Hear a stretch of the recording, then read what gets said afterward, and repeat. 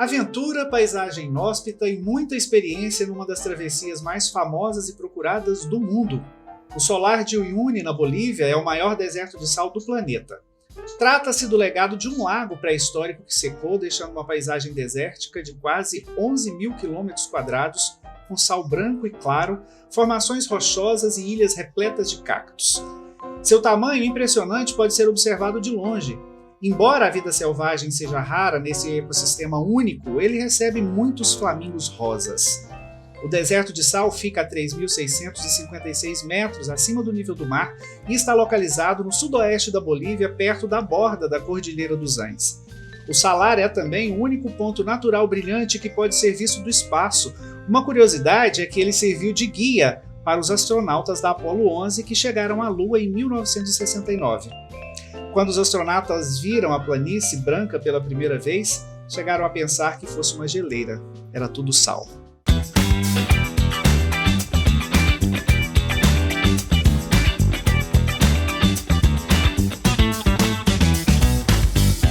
Sejam muito bem-vindos ao Mapa de Viagem. Hoje vamos conhecer um pouco de um destino inóspito na América do Sul. Vamos conhecer o maior deserto de sal do mundo e saber como é fazer a travessia do Salar de Uyuni, na Bolívia. A viagem é uma imersão completa em um ambiente onde a natureza mostra seu lado mais intenso. Desde lagoas multicoloridas que abrigam milhares de flamingos a um deserto de puro sal infinito para os olhos. Vamos lá? Ajuste aí seu GPS, pegue uma taça de vinho e venha comigo para um dos lugares mais deslumbrantes do planeta. Eu sou o Rimene Amaral e nosso mapa de viagem está começando. Olá, e hoje eu recebo a arquiteta e empresária Cristal Lobo, uma das pessoas mais descoladas que eu conheço e que sabe muito bem como aproveitar uma experiência de viagem em cada destino. Cristal, seja muito bem-vindo, obrigado pela sua presença e obrigado por aceitar o nosso convite. Obrigada, é uma honra para mim estar aqui com você, Rimene, que eu admiro tanto, é recíproco. Há tantos anos. Uma delícia, eu tenho certeza que vai ser maravilhoso e adorei a ideia de falar um pouco sobre o deserto, né, que é tão ainda desconhecido por muita gente, apesar de ser um marco. Né? Exatamente, desconhecido por muita gente, mas você chegou. Como é que você chegou à escolha de um deserto de sal para visitar? Como é que foi isso? Na verdade, foi uma coisa bem por acaso, não era uma coisa que eu tinha planejado. Na verdade, os planos eram o Atacama. Eu queria uma viagem rápida, porque foi muito de última hora, e aí algum lugar que fosse a América do Sul, comecei a pesquisar, falei, vamos para o Atacama, que eu sempre ouvi falar de Atacama, falei, acho que lá é bem legal. Já tinha pesquisado algumas coisas, e aí eu fui em busca de blogs de viagem, de pessoas que eu gosto, que eu sigo, para procurar coisas sobre o Atacama. Nisso, quando eu estava no blog no Instagram, na verdade, nos destaques da Flávia Pires, que é uma influencer de viagem que eu gosto muito, vi lá, Atacama. E aí ela começa no Atacama e finaliza fazendo a travessia para o deserto. E aí eu falei, gente, que é isso? Que dá lugar um susto é esse? Na hora, assim, né? É muito, nada, ainda mais por eu não estar esperando, e a gente troca, né, que a gente vê ali Atacama, aquele marrom sem fim, aquele tom caramelo, aquele tom avermelhado, e de repente o branco de doer os olhos. De doer os olhos do deserto de Uyuni. E aí eu fiquei encantada. Na verdade, eu fiquei um pouco fissurada. Você chegou a estudar sobre o que é o deserto de sal antes, para você chegar lá já sabendo disso tudo? Eu gosto muito de saber sobre as coisas antes, para chegar lá e entender o motivo. Mas eu também quis deixar um pouco de surpresa. Como eu sabia que o pessoal, né, a rede que nós estaríamos viajando, eles aprofundam bastante, explicam muito. Eu sabia que eu ia conhecer, principalmente por quem é do local, eu quis deixar para ficar sabendo das coisas um pouquinho de surpresa, mas pesquisei sim, existem N curiosidades, N versões do que era aquilo ali antes, na verdade, existem lendas, existem explicações científicas, mas é uma loucura, a gente chega ali, a gente fica se perguntando como que surgiu isso aqui no meio do nada. Quando você fala dessas lendas, de tudo que a gente lê, que conhece, que vai adquirindo conhecimento antes de chegar até lá, mas aí você chega, a impressão que você teve era justamente essa impressão do que você aprendeu, que você leu, conheceu, ou era totalmente diferente? Um pouco diferente. A gente enxerga visivelmente o mar ali. A sensação que eu tinha é que há milhões, milhares, não sei quantos anos, aquilo ali era o mar. E o mar chegava até ali, que ali a gente está no meio, né, do ocidente, ali não tem, do continente. E aí não é banhado pelo mar, não está na costa. Então, como que tem sal? E aí as explicações são inúmeras. Mas a gente conseguia ver o desenho, a gente ali, estando ali, olhando para o horizonte, vendo em volta, é muito visível que ali, é muito claro que ali existia mar. Mas a explicação científica não é essa, né? Não é que... Então, na verdade, a sensação que a gente tem é completamente diferente da explicação científica, sem dúvidas. E quando você pensou no deserto de sal, como é que é preparar uma bagagem para isso? Você se preparou também com conhecimento, procurando informações sobre isso? O que você levou na bagagem? Isso, bastante. Isso aí eu pesquisei muito, mesmo porque a gente tem uma diferença de temperatura durante o dia enorme, né? Você amanhece o dia, por exemplo, quando a gente estava ali no período, a gente amanhecia com menos 3 graus e no meio do dia, no sol ali, a parte mais quente do dia chegava a quase 30 graus. Então, a gente tem que ir se descamando, né? Cebola, como se fosse uma cebola, exatamente. E muito movimento, é uma viagem que exige, né, um preparo físico, a gente anda bastante, caminha, faz trekking, faz hiking, enfim, passeio de bicicleta, montanhismo, a gente escolhe, na verdade, nem todo mundo que vai precisa estar disposto a fazer isso, você pode simplesmente caminhar e ficar a maior parte no carro, visitando por carro, mas nós queríamos, a gente gosta, né, da parte... Raiz. Bem raiz. Como a Cristal falou, geralmente os desertos, todo mundo imagina que o deserto seja alguma coisa quente o dia inteiro. Ele é quente quando tem sol, mas à noite ele é muito frio por falta de umidade. Então, essa discrepância de mínimo de temperatura e máxima, né, o que a gente chama de... esqueci até o nome agora. Oscilação. Uma oscilação de temperatura muito grande é típica de qualquer tipo de deserto, seja um deserto de sal, deserto do Atacama, do Saara, todos eles são assim.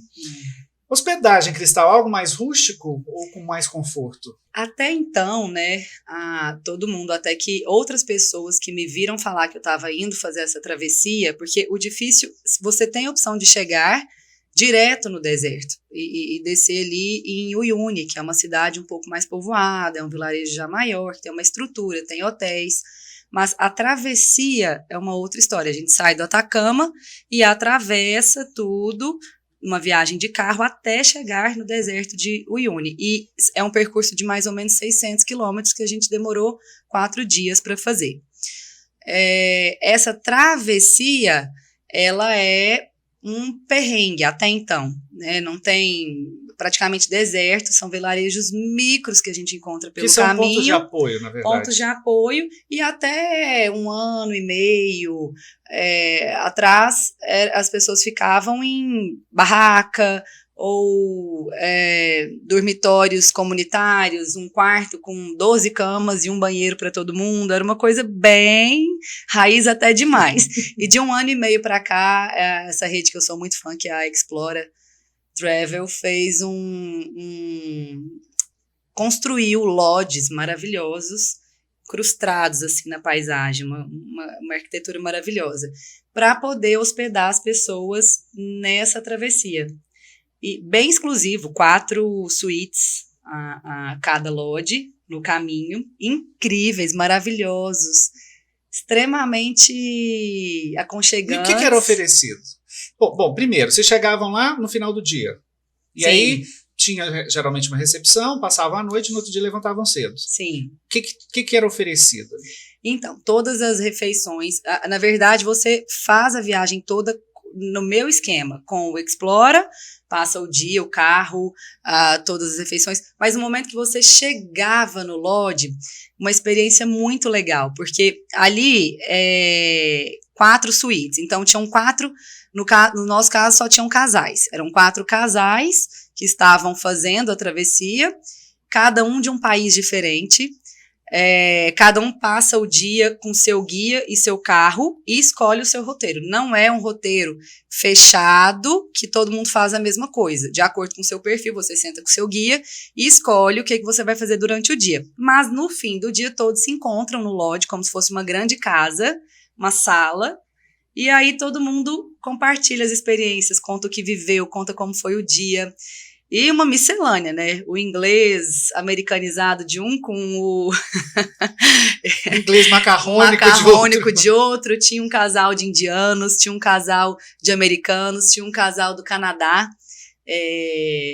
ela escocesa e ele canadense, e nós brasileiros. Então, era muito legal. E pessoas numa mesma vibe. Então, a gente dividia culturas totalmente diferentes, lugares totalmente diferentes, mas todo mundo em busca e valorizando o mesmo tipo de experiência, buscando a mesma coisa, né? Que é uma experiência muito profunda que a gente faz ali durante essa travessia, principalmente com o Explorer que a gente fez, que eles focam muito nisso. Então, dividir aquilo ali, todo mundo come junto numa mesa só.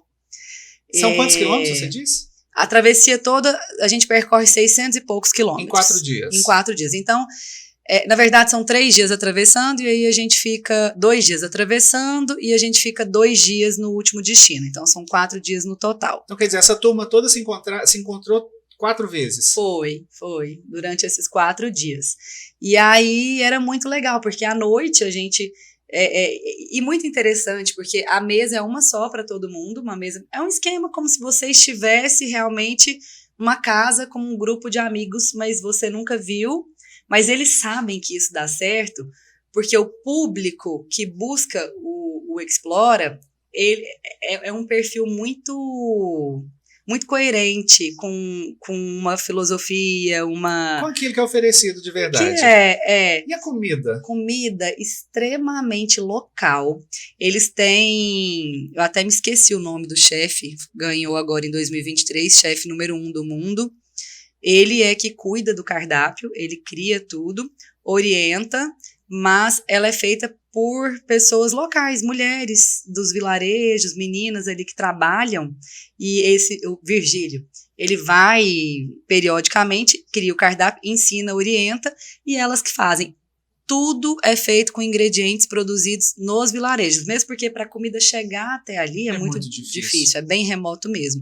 Então a gente come produtos muito, muito saudáveis, você conhece de verdade o que é a gastronomia, o que eles comem de fato.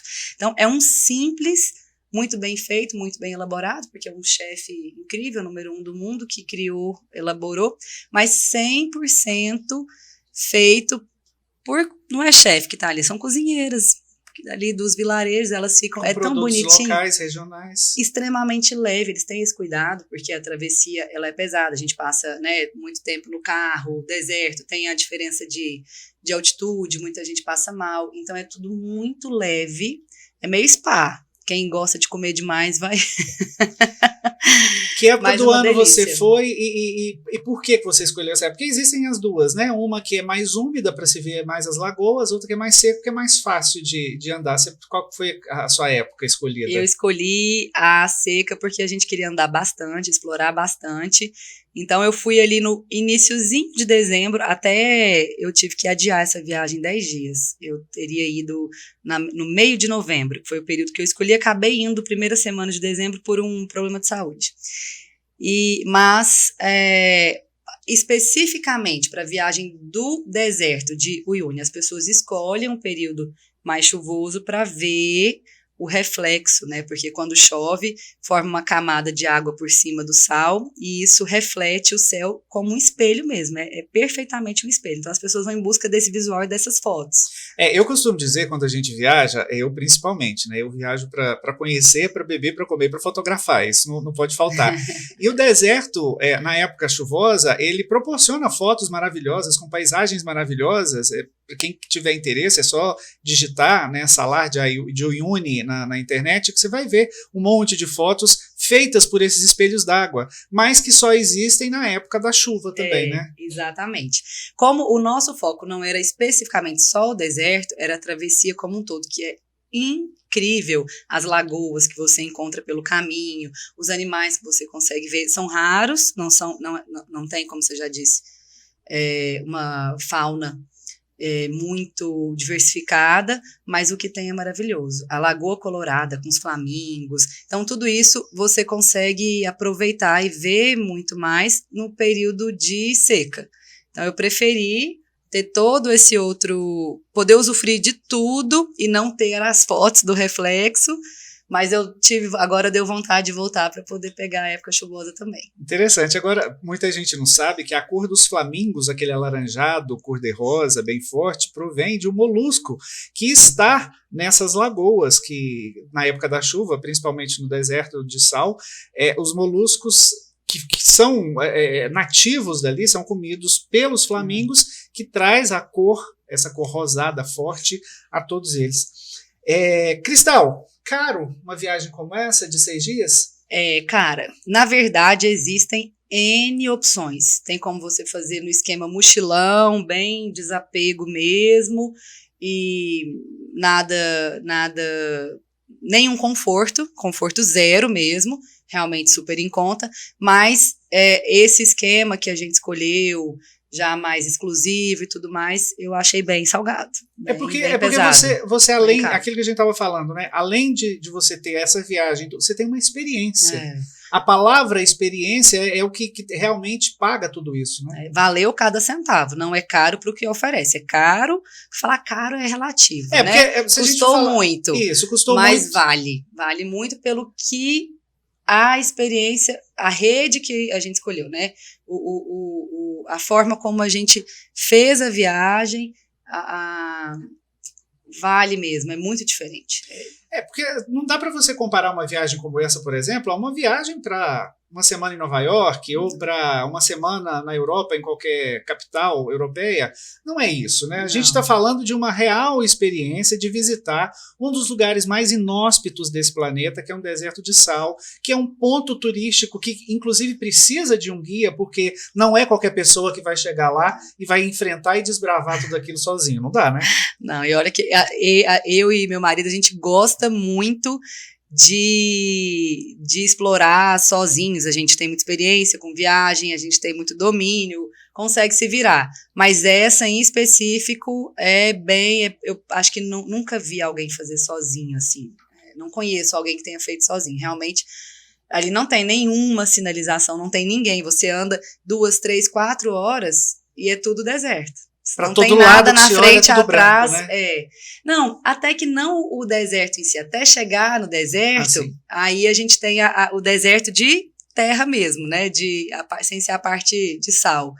E, inclusive, dentro do deserto de sal, que são 12 mil quilômetros de extensão, imagina, eu não sei como que os guias se orientam, porque você não tem uma montanha para dizer, olha, é só o horizonte. Ali é o horizonte. Eu falo, gente, como é que eles conseguem sol, às vezes, andar aqui? É sem GPS, é na Cristal, mira. É preciso reservar esse tour antes? Ou, chegando lá, também existem as pessoas que oferecem esse tour para você entrar num carro e fazer essa travessia? Existem. Quando você está em São Pedro de Atacama, a ruazinha principal é cheia de agenciazinhas, portinhas, e ali as pessoas ficam fechando. Se você resolver, cheguei em São Pedro, nem sabia do deserto de Uyuni, porque tem muita gente que nem sabe, fica sabendo lá. Me interessei, resolvi fazer, aí você pode conversar ali nas agências e fechar. Normalmente você vai em grupos, né, compartilhados, tem um carro saindo que está com 3 pessoas, cabem 4, então você pode ir. Então, eu quero um só para mim. Dá para fazer dessa forma, mas programado é mais seguro. Pode ser que você chegue e já esteja tudo cheio. É muito de época. A gente estava falando no que levar, né? Mas você precisa de alguma coisa, mas você leva a comida enquanto você está indo, um petisco para ir comendo até você chegar à noite, água principalmente, filtro solar, tudo isso na mochila. Filtro solar é uma coisa que você tem que... Eu nunca vi aquilo, é impressionante. Você tem que passar... 100. Não é tem 90. Tem que ser 100 e assim, de hora em hora, de verdade. Tem que passar o tempo inteiro. Cacau primordial. A pele sente isso, né? A pele sente demais. Eu sou resistente, não sou uma pessoa de usar muita coisa, não tenho muita sensibilidade, mas tive. O lábio resseca, a pele resseca. Eu pegava o cacau, a manteiga de cacau de passar no lábio, eu passava no rosto inteiro. Passava aqui, ficava toda lambrecada de cacau. Porque, né, com o decorrer dos dias, você vai ressecando muito. E água, 100%, precisa de muita água. No esquema que nós fomos, não precisa de se preocupar, porque eles levam tudo. Todos, lanchinhos, snacks, e tudo muito saudável, muito de acordo com o que você... para não te impossibilitar o movimento, né? Não te deixar... Nada de parar para comer uma feijoada no meio do... Impossível, você não sai nem do lugar. É impossível, não é um lugar que você vai conseguir, nem que tiver na sua frente, você vai querer comer a feijoada. E acesso à internet num local como esse? Ou na verdade, é feito até para que você não tenha acesso à internet? Eu acho isso uma das coisas mais legais, porque você realmente fica conectado, desconectado com todo o resto, e 100% conectado com o que está ali. Muito legal. Nos lodges, à noite tem Wi-Fi, não nos quartos, você só tinha Wi-Fi nos lodges, na sala ali de convívio, e eu achei isso muito bom, porque durante o dia a gente vivia a experiência 100%, eu chegava à noite morta, mas como eu faço questão de compartilhar, eu ficava horas ali, postando o dia todo, né, de uma vez só, para não perder, mas muito bom, achei ótimo não ter. E dependendo do esquema que você vai ficar os 4 dias da travessia zero internet, sem nenhum acesso. Como é que foi o seu relacionamento com a altitude? Teve algum problema? Como é que você contornou isso? Eu fiquei achando até que eu fosse sentir mais, foi tranquilo. Eu tive um pouco de dor de cabeça em 2 dias, e aí eu tomei dipirona e foi ótimo, resolveu 100%. Então eu tomava, até nos outros 2 dias, antes de ter eu já tomei. Eu acordava, tomava café, tomava uma dipirona, um Vonalzinho, porque você fica também muito tempo no carro, e essa diferença, tem dia, uma noite você dorme a 2.500 metros, na outra você já dorme a 4.000, enfim, e até chegar no deserto está 3.600, 3.700, alguma coisa assim. Então você oscila muito, e pensa no carro o dia todo, balança. Então é uma dica que vale, assim, eu tomava dipirona e Vonal e não senti nada, foi bem tranquilo. Para quem tá assistindo a gente agora, a altitude diminui a quantidade de oxigênio, e quando você respira com menos oxigênio, você tem cada um tem uma reação diferente, dor de cabeça, enjoos, tonturas, há quem desmaie e não consiga acordar, né? Tem gente que é muito mais sensível. E tem uma grande vantagem com a altitude também, que é a bebida alcoólica. Se você tomar uma cerveja a 3.500 metros de altitude, você pode ficar com ela o resto do dia, que o efeito está ali completamente ainda satisfeito. Imagina um vinho bom, então. Inclusive, eles orientam muito, né, a não consumir a bebida alcoólica, porque isso vai atrapalhar. Exatamente. Né? À noite, um vinhozinho, eu tomava uma taça de vinho lá no Lodge sempre, mas não mais que isso. Já era uma porrada na cabeça para dormir a noite inteira. Cristal, fala um pouco sobre esse conceito de hotelaria que tanto chamou atenção nessa viagem. Esse conceito vamos dizer, um conceito de luxo, porém rústico ao mesmo tempo, né? Sim. Até o próprio slogan deles fala muito isso, né? Go deeper. Vá profundamente, né? Ir mais profundo. Mergulhe. É um mergulho mesmo. Então, é um conceito que ele te leva a fazer o que ninguém mais faz. Então, é muito mais profundo. Aquela coisa turística, o turistão que todo mundo vai, na maioria das vezes ele não é mais como ele se originou. O turismo ele vai transformando o lugar e ele acaba perdendo a característica original. O Explora tem como característica o turismo que não interfere, deixar o mais natural, o mais original, conservar, né? Que aí uma coisa gera outra. Se ele está conservando, ele vai proporcionar para quem está ali a experiência real daquele lugar. Então, normalmente são roteiros bem inóspitos, bem lugares remotos mesmo, com pouco com acesso difícil, justamente, né, que evitam essa aglomeração, esse turismo que invade e muitas das vezes destrói. E aí, além de tudo, a forma deles fazerem te proporcionando esse contato com o que se come ali, como se vive ali, as pessoas ali, sem interferir, para você conseguir ter acesso e conhecer profundamente o lugar onde você está visitando.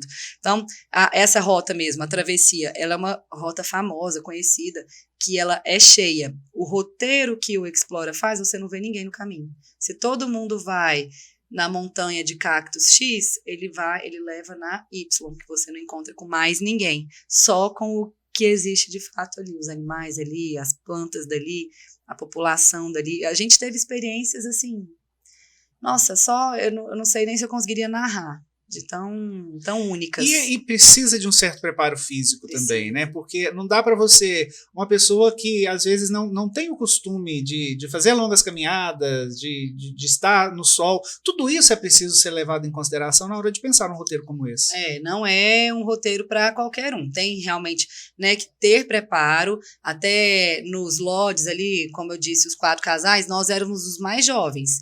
Tinha um casal que tinha quase 80 anos e eles, no primeiro dia que a gente se encontrou, eles, nossa, hoje a gente escalou um vulcão de 6.000 metros de altitude.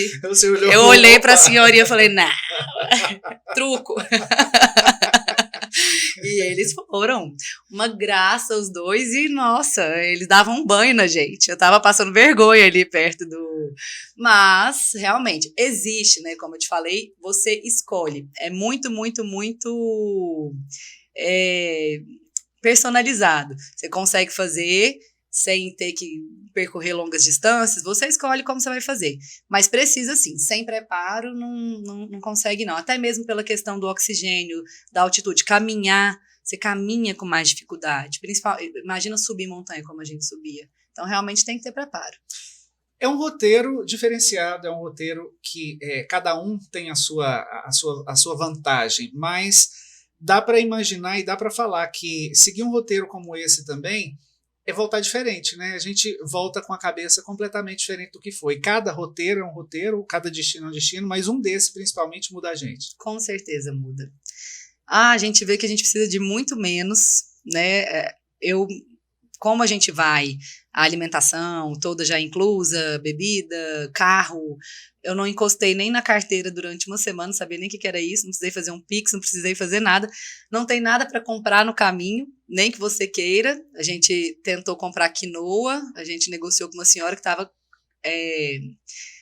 preparando para a casa dela, ela nunca tinha vendido na vida, uma história engraçada, inclusive da viagem, a guia ficou horrorizada com a gente, horrorizada não, ela achou o máximo, na verdade, mas a gente volta diferente mesmo, a gente se desapega de muita coisa, conhecemos muito as pessoas ali, tivemos um contato, e eu fiquei muito surpresa com as pessoas da Bolívia, principalmente, fiquei encantada com os bolivianos, encantada com a simplicidade, com a pureza, pelo menos nessa região, né? Não posso dizer do resto que eu não conheci, mas ali, que é bem remoto, a gente sai transformado mesmo. Eu voltei encantada com eles. Tivemos uma experiência muito legal, que a gente pegou uma festa religiosa local, que a gente nunca imaginou que ia ter, nem a guia sabia, foi bem espontâneo. Estavam fazendo uma peregrinação que ia de casa em casa, eles faziam uma dança com os trajes típicos, bebiam até cair, trocavam o que produziam, uma coisa muito legal. E a guia nunca tinha visto não sabia que era o dia dessa festa, porque é uma festa religiosa, ela depende da lua, depende do cada dia. E aí a gente estava num lugar, uma vilinha assim, de 7 casinhas. Deserto, parecia coisa de filme. Você chegava, olhava, falava, gente, não tem nada aqui. Você via as casinhas e tal. De repente, de trás de uma casa, a gente começou a ouvir um canto, uma música. O que é isso? O que é isso? Fomos olhando. De repente, uma fila deles, assim, andando com os trajes, tocando tambor, tocando um monte de coisa, cantando. E a gente falou, o que está acontecendo? Eu olhei para a nossa guia maravilhosa, final, Aida, o que você armou? E ela assim... Não, nada, não sei do que está acontecendo. Ela estava mais assustada que a gente, ela ficou até preocupada. E de repente eles vieram vindo, assim, a gente estava parado em frente, tinham 7 casinhas e uma igreja. Eles pararam em frente a essa igreja, tinha um monumento, tipo um chafariz em frente a essa igreja, Eles começaram a andar, a dançar em círculos em volta disso, e de repente começaram a chamar a gente, pular, chamar e passar começaram a dar as roupas pra gente.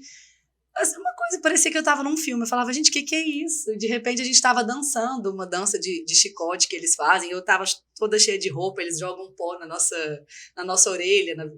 E de repente a gente tava ali com eles. Eu acho que eles também muito alegres, surpresos de ir um turista ali, num lugar tão que ninguém vai. E começamos a conversar. Um deles já tinha morado 25 anos no Ceará, sabia um pouco de português e tava. Foi uma coisa única, nem a nossa guia acreditava. Nós ficamos horas ali com eles, trocamos as coisas, participamos das cerimônias, e eles super receptivos, alegres, porque a gente estava ali querendo mostrar como é que era a cultura deles, e totalmente orgânico, totalmente espontâneo, nada daquilo ali. Porque a gente vai em muito lugar, que aí você vai ver as tribos, e tá tudo já um teatro, né? Já está tudo preparado para o turismo, eles ficam fantasiando ali, fingindo a cultura deles para poder mostrar para o turista. E o legal é que aquilo ali era de verdade, real, nem eles imaginavam ver a gente, nem a gente imaginava ver eles, e foi incrível, incrível, foi a melhor experiência da viagem, assim, disparado. Gente, viajar é isso. É participar de experiências novas, de conhecer experiências novas, de ter o privilégio e o prazer de ser uma das poucas pessoas no mundo a passar por situações como essa. E são situações como essa que o Mapa de Viagem quer trazer para você. Para que você, quando pensar no seu destino, pensar nisso também. Pode ser uma experiência, pode ser uma viagem, mas que tudo vale a pena e te mude quando você voltar para casa. Mude para melhor, para que você possa pensar em outra viagem para mudar novamente. Cristal, muitíssimo obrigado por essa primeira participação sua aqui. Espero que você volte para contar outras histórias para a gente e viajar. A gente sabe o quão bom é viajar, e eu sei da sua disposição para viajar, e a gente vai falar mais sobre isso. Obrigado por essa vez. Se Deus quiser, muito obrigada. Até as próximas.